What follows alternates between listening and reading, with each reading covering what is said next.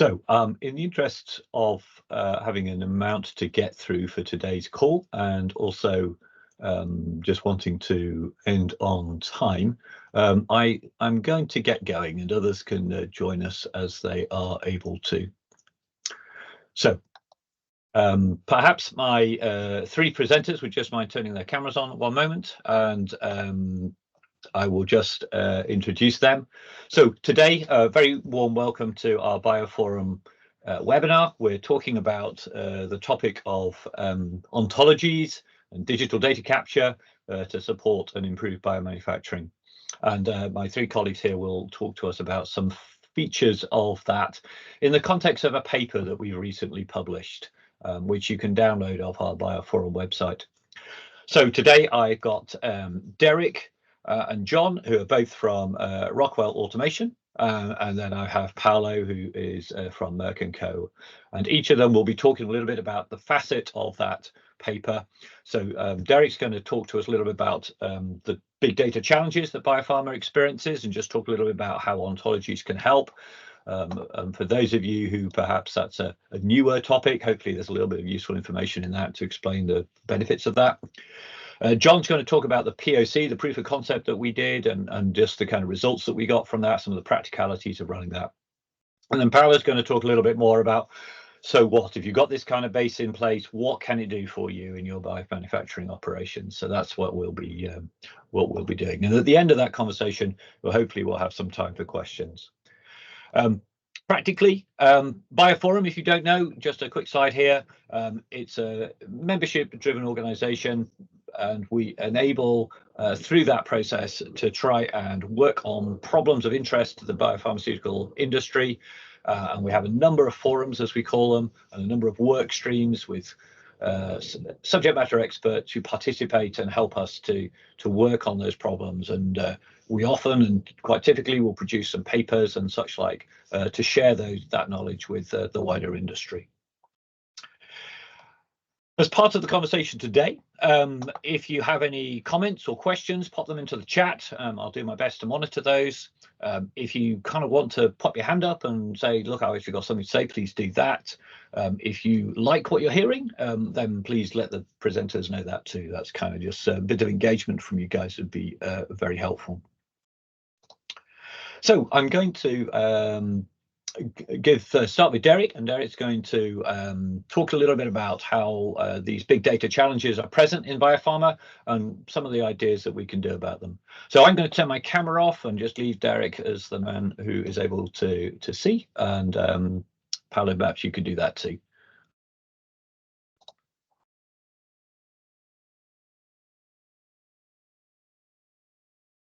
Hi everyone. Tim, can you see that okay? Yes, I can.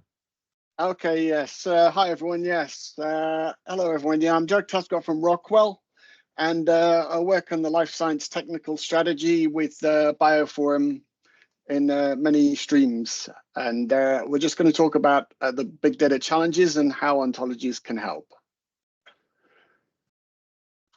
So when we look at the types of consumers in life science who want to look at this kind of data and information and make sense of it and use it in applications, it's very hard for them to access the information they need from the systems they have, because for a number of reasons that the systems are very disparate. The information can be hard to access, like non-digitized paper records and documents, non-standard formats, lack of context, custom interfaces, and poor data governance, really not taking into account the needs of the different stakeholders.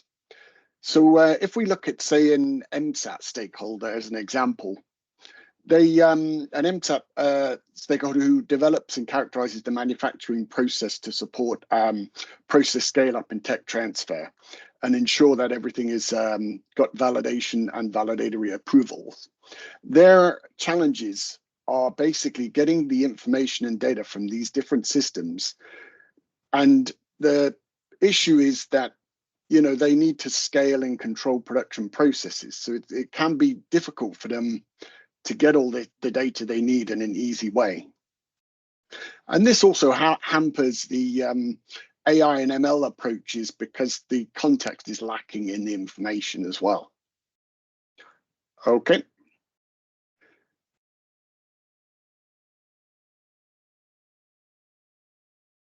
So at the moment, the challenge is we have to get information out of these documents and systems that it is not really very easy, or it's not standardized as in like you know, a structured data approach.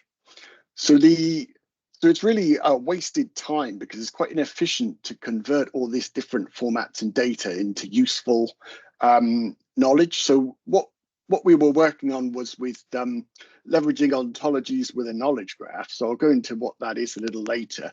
But basically, to try and get that initial information, it's somewhat challenging at the moment. It's not really very efficient. So the way this is going to go to a better way is that what we're going to see is more ontology-enabled apps, which mean that the source, it's like a lean approach where the source information is better contextualized and understood from its creation rather than trying to be imported into a system and then contextualized, if you know what I mean. So what is an ontology? There is a very nice description there you can read, but it's Kendall and McGuinness are very respected writers on the subject and implementers of ontologies over the years. And this is how they describe it. Or we could choose the more simple definition of domain knowledge represented in a computer readable format that we use at BioPhorum in our paper. So if we look at, say, the difference between a taxonomy and an ontology, the taxonomy is hierarchical structure. However, it makes hard to understand the detailed relationships between things. Whereas with an ontology, you have the context is much better defined. So for example, compare the address that you have for the historian tag at the bottom on the left. It's quite hard.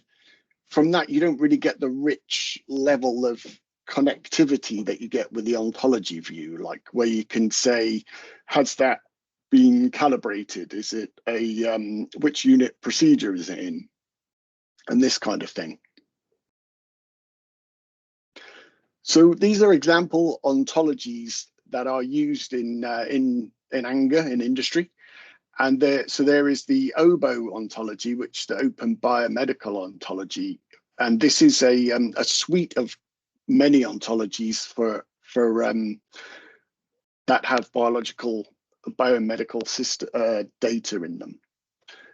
And then there's a SNOMED, which is for clinical healthcare, and then there's also FIBO, which is a financial industry example.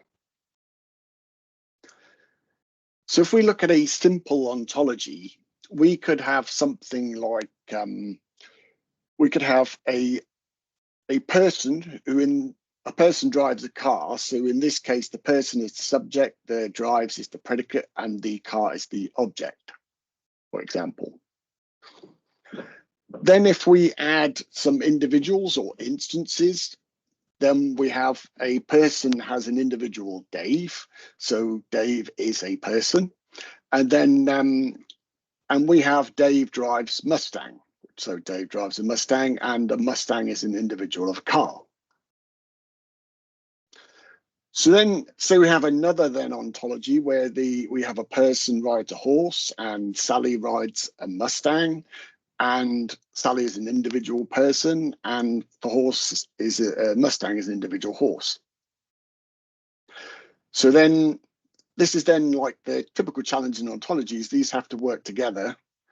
So basically then what happens is the system uses the address of the person as it's defined in the ontology. So it understands that a person, the class person is an actual defined class, and it could be like from the famous friend of a friend ontology, for example.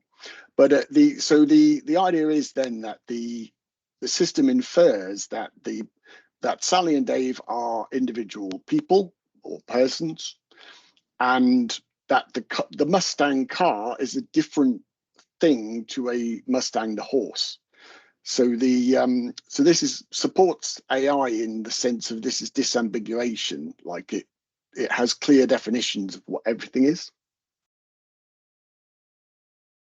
And then if we look at the semantic stack, where OWL, the ontology language, it's in the stack there along with other languages like Sparkle, the query language that goes along with it, and RDFS, which is like for taxonomies, and RDF is for data exchange. So it's like part of a family of standards. And then this is an example query language, Sparkle query language. So this is the first example, uses the friend of a friend ontology, and it's basically just asking what are the names and addresses for every person in the data set. So it's very intuitive kind of a language. And then the other example is looking at country capitals from Africa. So it's just a basic query type structure. And normally the user wouldn't have to write these queries. These would be done like in a tool or something, or a nicer interface. So if we look at the ontology organization of like you have the concept of an upper ontology, a mid ontology, and then a domain ontology. So BFO, or basic formal ontology, is an ISO standard.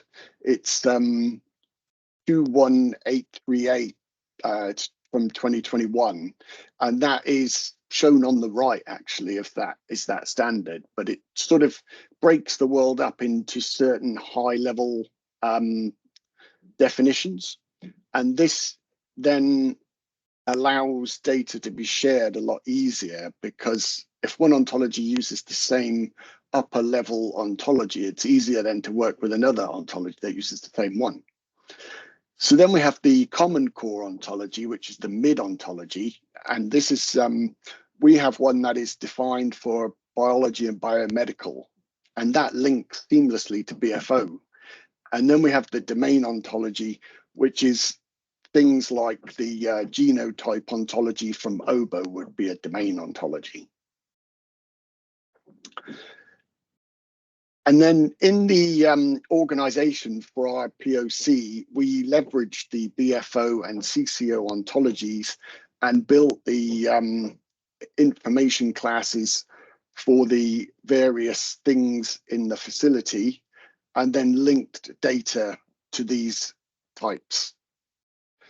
And for more details on that, I'll pass you over to John. Thanks, Derrick. So let me reshare my screen. We'll just pick up exactly where you are there. And so we've heard a little bit from Derrick there about ontologies and some of the data problems that we see in manufacturing. And I guess what we're trying to do now is we're just going to talk a little bit about the POC that we ran, which hopefully can exemplify some of the benefits that come from taking that approach and just the simple way in which we've done that. So, John, I'll click on to the next slide. Please introduce yourself and talk to us about what we did in our POC. Awesome. Thanks, Derrick, and thanks, Tim. So my name is John Hatsis. I'm a industry tech consultant for life sciences with Rockwell Automation. I have about 10 years of experience applying Rockwell technology to solve automation problems in the pharmaceutical industry.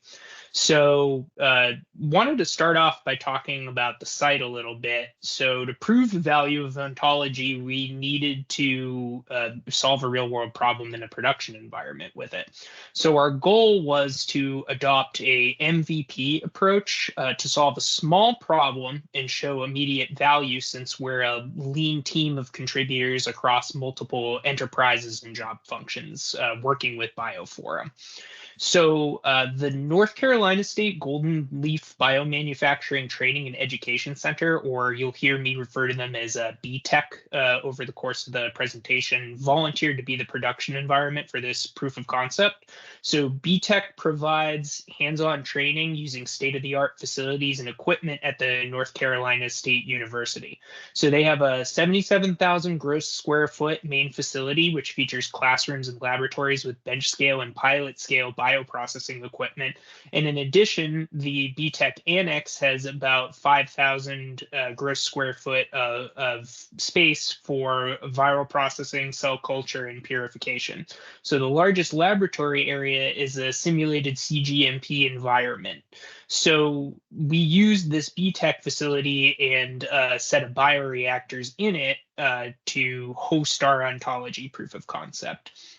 So what we focused on in the POC was optical density, or you'll hear me refer to it as OD probe calibration across 4 different bioreactors. So BTech uses a fermentation process to produce green fluorescent protein, which becomes the feedstock for different downstream separation process training activities. We chose OD because of its importance in measuring the growth and metabolic activity of the bacteria in the bioreactor producing this green fluorescent protein. So measurements needed to be correlated using both inline and at-line data to calibrate these OD probes so the at-line sampling can be eliminated in the future. So manual correlation of data is a really time-intensive workflow for a trainee or an analyst to do, since manually they need to collect all of the data from the samples and the process data from paper-based lab records. They need to collect the remaining process data that is in their process historian. They need to chart both the sample data and the process data against each other. And then they need to correct the timestamps of the sample data to accurately reflect the time when the sample was taken versus when it was analyzed in the laboratory, to actually have it line up properly to the other historical data that they've pulled in through paper batch records. So next slide, Tim. So the whole POC can be roughly split into 3 phases to try to use ontology to make this a more automated workflow. So there's a digital transformation phase, an ontology development and implementation phase, or ontology development and the implementation phase. So those are your 3 phases of the project. So the diagram on this slide shows a basic 1-line architecture for what we implemented at BTech. So before the implementation of an ontology and its supporting infrastructure can take place, BTech had to undergo a digital transformation to ensure that the implementation would be successful. Since BTech didn't have any traditional electronic systems in place that could provide contextualized data like a BES or an MES, it was decided, since this was a lean type of MVP project, that the existing DCS and historian platforms in place could be configured to provide the needed data for the ontology implementation to be successful.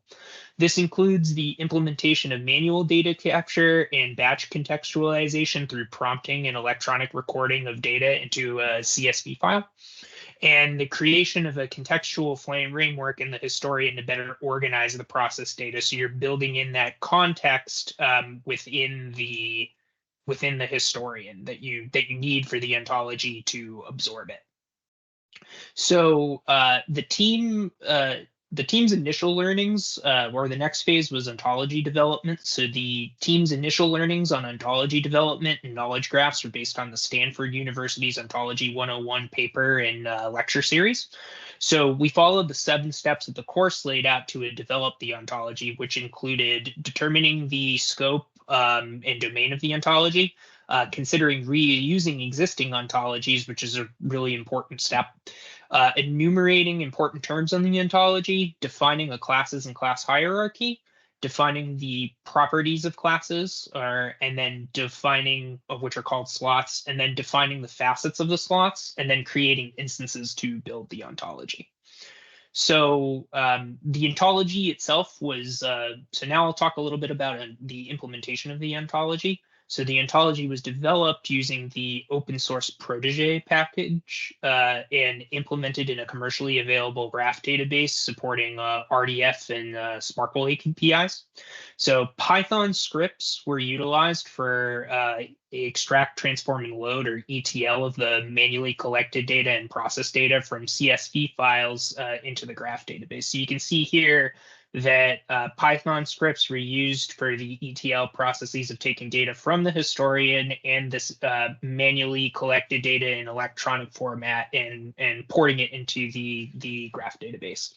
So once all the data was contained in the graph database, a visualization package was used to view the contextualized data in the native graph format. So we had a visualization package that was used on top of the graph database.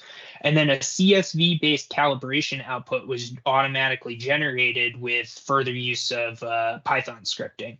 And the calibration output automatically charted the timestamp corrected to the sampled OD readings versus the inline OD probe data collected by the process historian. So what we've done here is that we've used ontology to build a structure that makes it very easy to automate the OD calibration workflow into an output that any scientist, operator, or engineer can utilize. And then on top of that, they can visualize that graph format and use that information to provide other insights about how the system is processing or performing.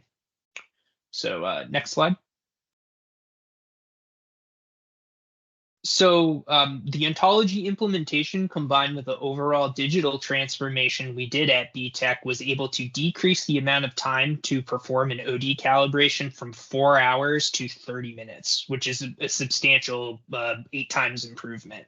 So this increase in efficiency comes not only from electronic data capture of the process data and the manually recorded data in the process historian. So the idea is that foundational digital transformation provided a lot of foundation, or provided a lot of information and foundation on what you could actually do with this data.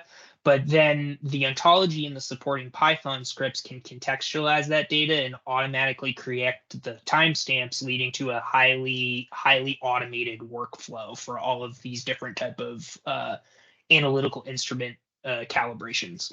So in all, the POC proved to be a good example of how ontology could be used to streamline data integration and analysis. And you could use these same practices in applications to reduce operating cost, improve awareness of process variability, and streamline root cause analysis of deviations, if you so choose. So this technology and this ability to be able to have a central data store that understands the relationships of how things are related is really valuable in all sorts of different applications for your enterprise. And Paolo is going to talk a little bit more about that. So with any POC, there's also feedback and findings. So we were really successful here, but there's always improvement, room for continuous improvement on subsequent POCs. So far, the team's feedback is that the ontology should be built out further to create a standard domain for bioprocessing. We found that this is this doesn't really exist yet in a off-the-shelf open source format.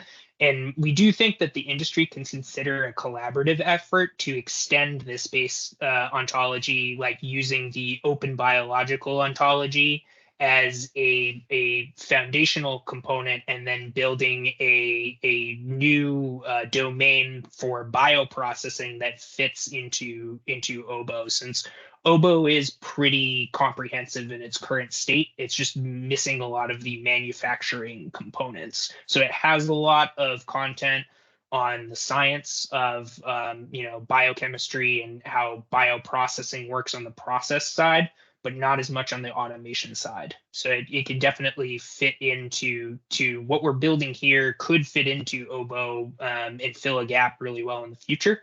The functionality carried out by the Python scripting with CSV files should likely be replaced by a commercial off-the-shelf software package using a graph database on the back end.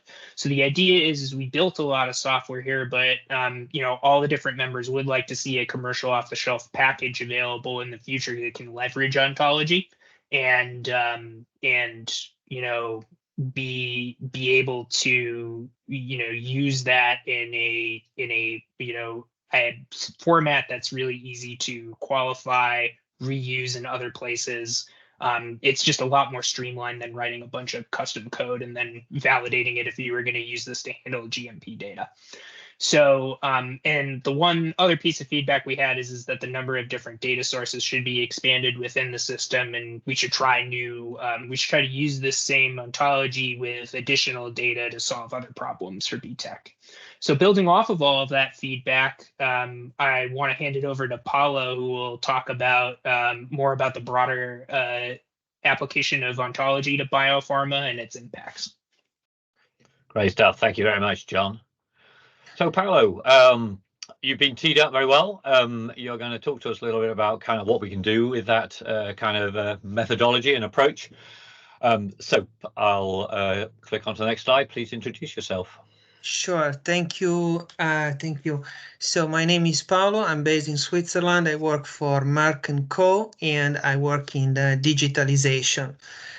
So I want to start this last slot with an opening statement, hoping to trigger thoughts in the audience. I want to say that if the product is the process, then its data define its value. So as a pharmaceutical company, we want to produce tablets or injectables or any sort of treatment. But in fact, our product is the manufacturing process that lead to the product we deliver to the patients.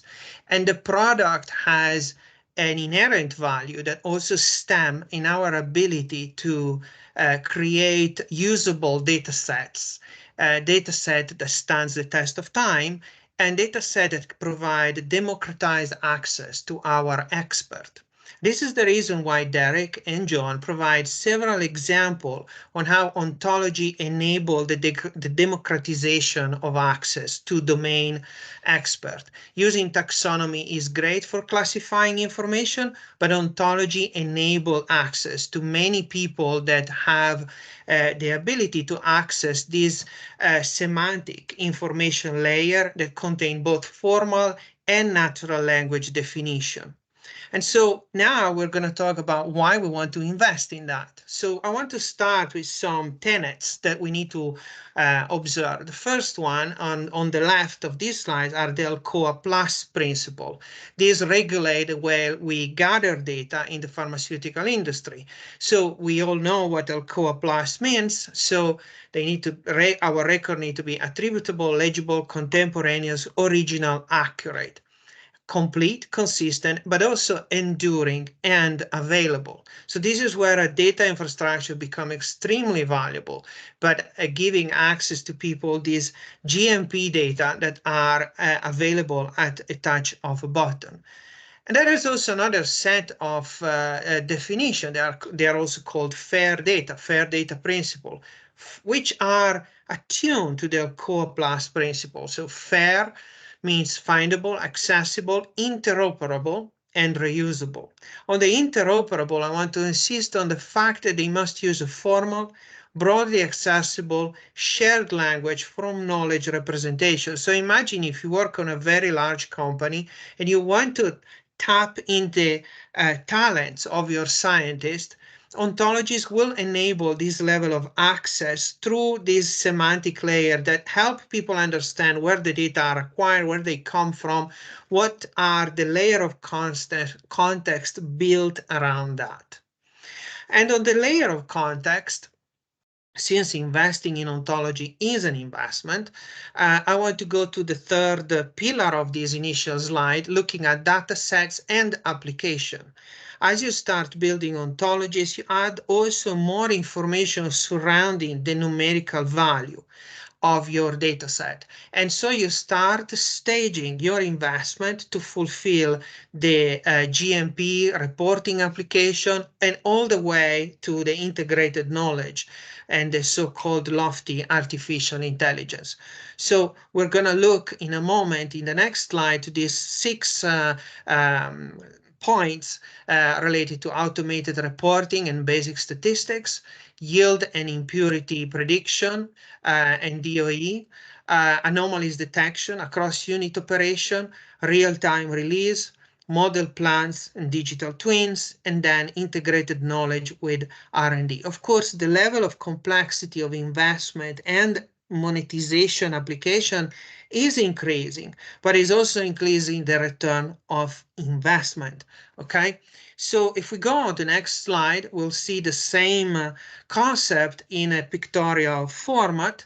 So if you look at the x-axis chevron on the top, you will see the 3 stages and then split into further smaller stages that goes from the data generation to deliver value to the patients. And they go through the automatic reporting, to the multivariate analysis machine learning application, and then to the divisional streaming analytics, and then artificial intelligence.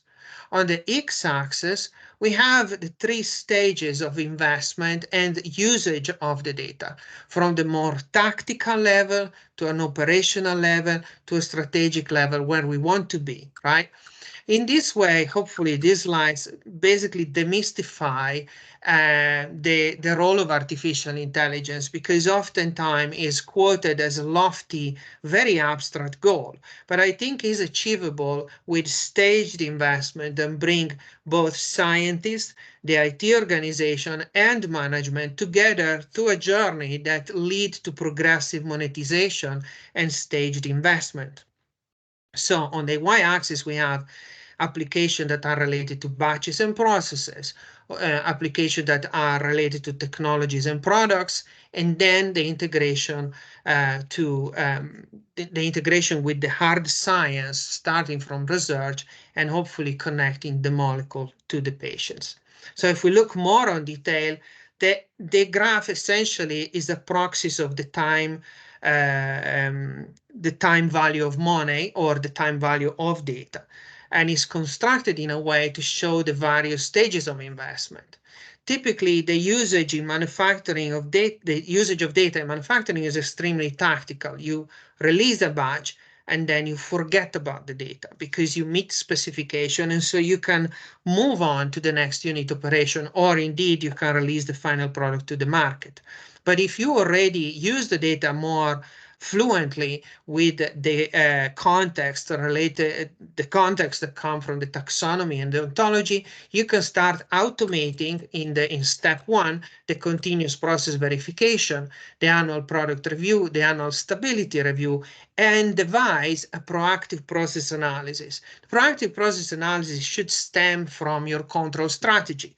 The control strategy at the beginning can be refined through time. As more time and number of batches increases, you gain more confidence, and this confidence can be gained with well-constructed data sets, so you can communicate back to the regulatory agency that you are exerting control of the process through the ICH guideline 8 to 12 with an appropriate data infrastructure and with a proactive process. Once the data are available in this way, and once you monetize the initial investment with a simple reporting of continuous process verification that is not statistically complex, you can start investing in prediction system. You know, a lot of companies have hired in the recent year a lot of data scientists, statisticians, and data engineer, but they oftentimes forget that investing in truly pervasive model for yield, impurity prediction, and anomaly detection is costly, is difficult, and is also costly to maintain them, right? So, but once you have the confidence in your data set, you can do that. And if the result should be understand the effect of raw material in your process, continuously validate what are the key process parameter and the critical process parameter, and integrate both process and quality trend, integrated analytical data and process data together. This will lead to the step 3, where you can, run multiple algorithms for anomaly detection for each unit operation or across unit operation, combining data set across strains of unit operation. And eventually, you can reach the point where you combine all these data analytics endeavors with the ability to also control quality and achieve real-time release. The idea is to not only monetize data by using computational techniques, but also to converge talent in the companies, to combine the talents of the process engineer and the quality control analyst. And you will see an example in the next slide. This will help you also saving money because you are confident on your reporting, you're confident in your control strategy and your control system along the way, and so you can conduct review by exceptions. The step 5 and 6 are more lofty because once you have constructed progressive layers of knowledge around the data with ontologies that enable more and more people to creatively use this data and propose new applications, you can start to model plants and create digital twins. Digital twins are also a lofty goal, often mentioned together with predictive science. I think this is achievable if you progress through these various stages of tactical and operational investment and prove the investment produce return of investment. So go in stages. Digital twins are achievable and should be pursued with this staged investment. Because in the end, digital twins combined with real data on the production will help you integrate the knowledge with research and development, with basic research, and accelerate tech transfer for the next product, and eventually connecting better the science of making the product with the patient and with real-world evidence. So going back from this very lofty goal that I set at the top, in the last slide, I want to show you something more tangible, more practical, and more connected with the actual guideline and regulation that we have to follow. We invest not only because we want to achieve this level of usability of the data, but because also we need to follow a strict guideline and demonstrate to the regulators that we have the process under control. But also the analytical monitoring must be put under control. And these two illustrations speak specifically to that. Is a conceptual picture that shows how with limited data in development, both process data in orange and laboratory data in blue on the left side are telling the same story, okay? And so we are confident in our tech transfer that we're going to have successful tech transfer and robust manufacturing process, only to discover in time that the process data and the laboratory data somehow deviates. So for that reason, this is a very important example to me, because I've seen it a few times, and I think is a key example.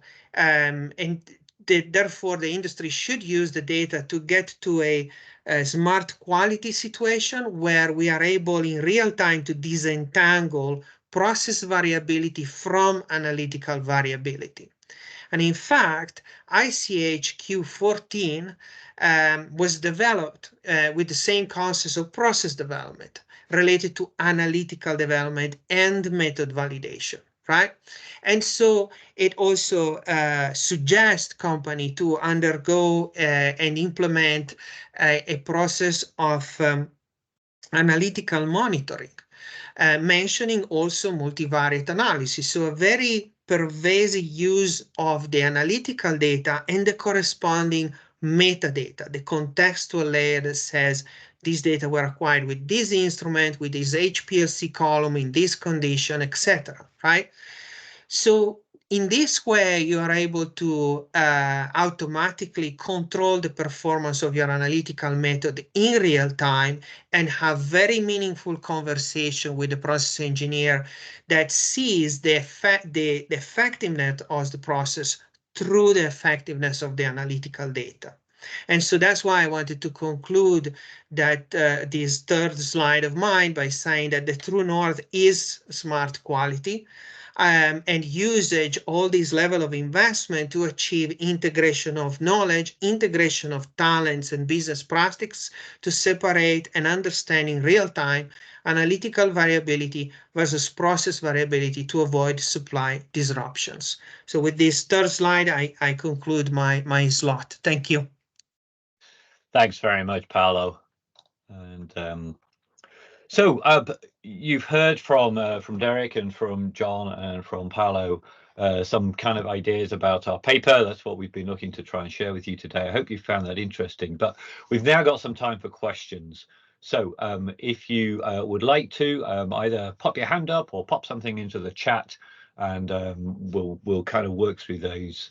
And John, I think I can see you've asked a question. And maybe you just kind of come off open your mic up and just maybe ask that question in person, if you wouldn't mind.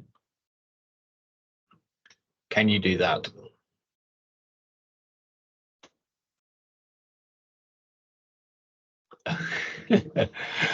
Oh, okay. I thought that was kind of possible, but I think the question is for me, so I can read the question from John. So the question is, I wanted to inquire about the level of maturity in my company regarding semantic technologies. Can you please comment on this? So we are, as many other companies, we're pursuing this heavily. The deployment of ontology is not homogeneous across all the pipelines because, of course, these investments are significant. So we try to target the investment towards specific therapeutic areas that we think are the most promising in the future, which is basically normal common sense. I hope that helped. And I think I found out how to enable that next time. So if somebody does want to, you should have some non-grey buttons around. I'm not sure if I saw a hand go up there. Derrick, if I can ask you a question, if you don't mind. Earlier on, when you were talking about some of the big data challenges that we've got, I just wonder whether you've seen a kind of lot of appetite really to kind of work with this problem and use ontologies and taxonomies as a solution to trying to give good context to that manufacturing data. Just interested to see what you might have seen from your viewpoint within your organization. Yes, I see this happening across the industry, that the number one challenge is they want to take advantage of their data and accelerate the use of this. And this is then driving this more structured approach. And yeah, we see it coming in from different concepts at the moment, especially around tech transfer. I think this could be useful. Okay. I might come back, but Gerard, you've popped your hand up. Would you like to ask your question? Hopefully you've got the ability to open your mic and ask it now.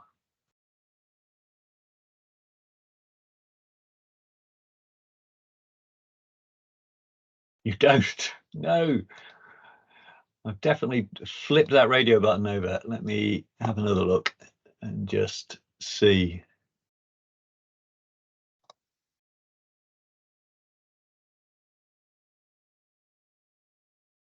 Okay, have a go now.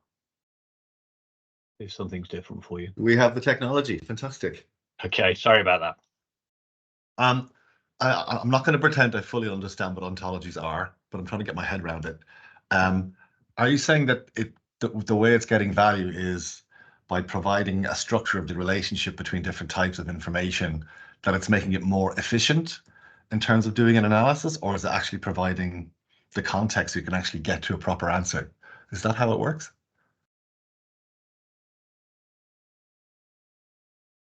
Yeah, I think it's I think it's twofold. Is that to me that it provides context of between different sets of data that was all it was all by word of mouth or working with different groups of people within your organization. Like in the past, we've had taxonomies that work really well for relating how equipment works or equipment is automated. For example, like a unit contains EMs, which contains control modules, but that unit is run by Bob at this time, and he's been trained on these SOPs, has never really existed completely in machine readable format before.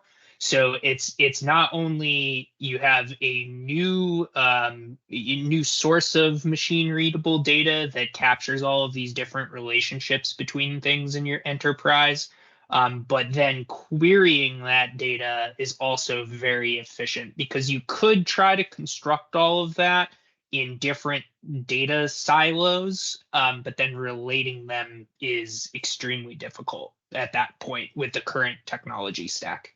I don't know if Derrick or Paolo, you want to add to that? I think you covered it pretty well, John. I just had a concern earlier when you were saying, it takes a lot of effort, therefore you're only really developing it for some high value use cases because it takes so much effort. And I was wondering, is there a way, could you set up the ontology in a more product agnostic way so that it could be applied to multiple products? I appreciate you'd have to compromise somewhat on some of the relationships, but you would get more value if you could use it for everything as opposed to only using it for certain products or certain contexts. Does that make sense? Yeah, yes. So one way to look at data monetization is to essentially, this could be one way, right? Minimizing the regulatory risk, which is proportional to the manufacturing complexity. Right. But there are already ontologies available for monoclonal antibodies, for example, and I believe also for vaccine. They are being designed, they are openly available, and they could be adapted to your specific monoclonal antibody or vaccine operation. In this way, you invest in a highly complex product, but you also apply general ontologies, which will make your asset more valuable because the data will be coded with a general framework. Okay. Yeah, thank you. That's very good. Appreciate that's for someone who's new to the topic, to be able to pick up one that's already been developed and deploy it. That's actually very interesting because it's kind of a scary topic, to be honest, to have to make up your own one. It sounds like a very specialized field. It's why the second step in building an ontology is consider reusing existing ontologies. It's really important, and they highlight that in the class. Yep. Thanks, Jared. I'll go to Damiano next, if I may. Damiano, you have your hand up. Do you want to ask your question? Yes, thank you. And thank you all for your nice presentations. I have a couple of questions, if possible, maybe to all presenters. In your opinion, you talk mainly about manufacturing. Do you think this is applicable also to R&D? Does it make sense? Will we maybe be beneficial also for manufacturing if you start implementing ontologies and this kind of infrastructure starting from process development? And is it also flexible enough? Because comment that you get very often when it comes to creating a data infrastructure in R&D is that people would say we vary a lot. What we do, we don't really have strict structure for our experiments, for our data. It would be too hard to create ontologies or even a hierarchy for our data. Do you have any experience with that or any comment about that?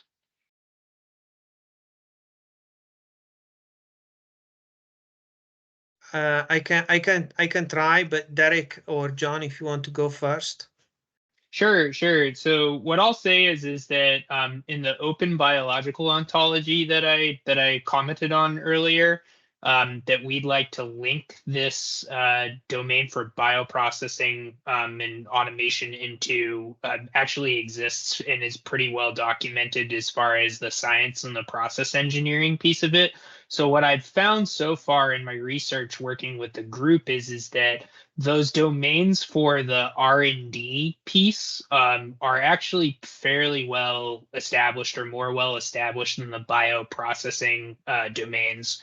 So, but what we're trying to do is all our work with this group, the hope is that we can come up with that bioprocessing domain, because that's what a lot of us are subject matter experts in.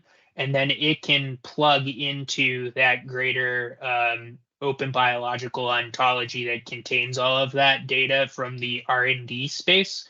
And then you can leverage those data sets with each other pretty seamlessly, because they're all built on the same foundational ontological concepts. I don't know if Derrick, you want to talk about it a little bit more?